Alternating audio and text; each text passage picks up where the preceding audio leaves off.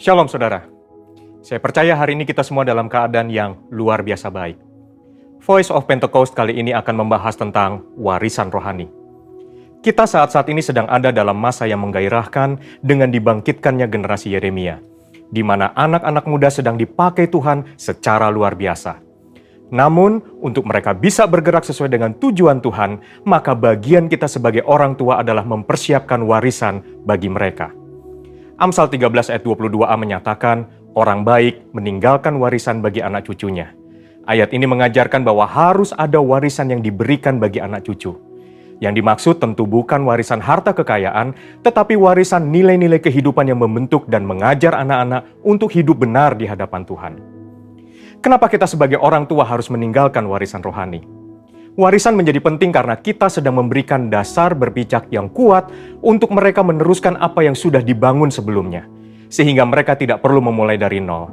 Justru dengan warisan yang kita berikan kepada mereka akan membuat generasi Yeremia akan bergerak lebih cepat, membangun lebih banyak dengan dampak yang jauh lebih besar.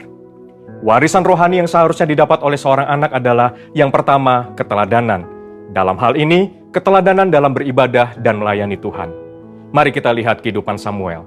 Sejak kecil Samuel sudah berada dalam lingkungan bait Allah dan terbiasa mengenakan jubah dan baju efod dari kain lenan yang dibuatkan ibunya. 1 Samuel 2 ayat 19 mencatat, setiap tahun secara rutin ibunya memberikan jubah imam kepada anaknya. Ini adalah gambaran kesetiaan dan kesungguhan dari seorang ibu yang menginginkan anaknya tumbuh menjadi seorang pelayan Tuhan. Hasilnya adalah Tuhan justru memilih Samuel menjadi imam dibandingkan dengan kedua anak imam Eli sendiri yang hidup dalam dosa. 1 Samuel 2 ayat 26 mencatat bahwa Samuel yang muda itu semakin besar dan semakin disukai, baik di hadapan Tuhan maupun di hadapan manusia. Samuel mendapat pijakan untuk langkah awalnya sebagai seorang imam melalui kesetiaan ibunya. Sedangkan Hofni dan Pinehas kehilangan pijakan itu dikarenakan sikap ayahnya yang hanya mempedulikan jabatan dan fasilitas sebagai imam serta menghormati anak-anaknya lebih daripada menghormati Tuhan. Orang tua yang tekun berdoa, tekun membaca Alkitab, dan setia melayani Tuhan menjadi contoh yang akan ditiru oleh anak-anaknya. Menjadi teladan adalah inti dari menolong anak-anak untuk berkembang secara rohani. Anak-anak mengamati kita ketika kita sama sekali tidak menyadarinya, merekam dalam pikiran dan hati mereka setiap rinci dari sikap dan tindakan kita. Seringkali, teladan dalam hal beribadah jauh lebih efektif dibandingkan dengan perintah untuk beribadah. Orang tua harus hidup dalam kebenaran dan iman untuk bisa mewariskan hal-hal rohani kepada anak-anaknya. Orang tua jangan hanya menyuruh anak berdoa dan membaca Alkitab setiap hari, tapi jadilah teladan dalam berdoa dan membaca Alkitab setiap hari. Pentingnya kita sebagai orang tua untuk kita memperkenalkan Yesus Kristus sebagai Tuhan dan Juru Selamat sedini mungkin kepada anak-anak kita.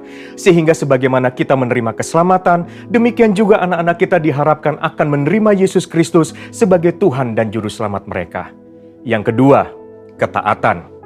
Ketaatan kepada Tuhan dan tidak berkompromi dengan dosa dan kecemaran, atau yang disebut hidup yang berintegritas.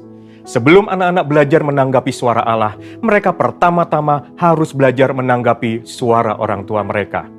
Tuhan mengajar umat Israel melalui Yeremia dengan sebuah contoh dari kehidupan kaum orang Rekhab, dan kaum orang Rekhab menolak anggur pemberian Yeremia karena setia kepada perintah Yonadab bin Rekhab, bapa leluhur mereka, yang memerintahkan untuk tidak minum anggur sampai selama-lamanya.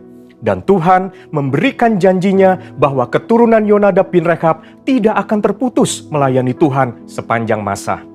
Teladan kekudusan ini haruslah bisa dicontoh oleh seorang anak dari orang tuanya. Di tengah dunia yang semakin rusak dan menuju kepada kehancurannya, umat Tuhan harus bisa memisahkan dirinya dari kedagingan dan perbuatan cemar. Perenungan firman yang teratur, pembacaan buku-buku rohani yang berkualitas, kehidupan doa, pujian, dan penyembahan yang berkesinambungan adalah syarat untuk mendapatkan kehidupan rohani yang semakin kuat dan semakin dewasa.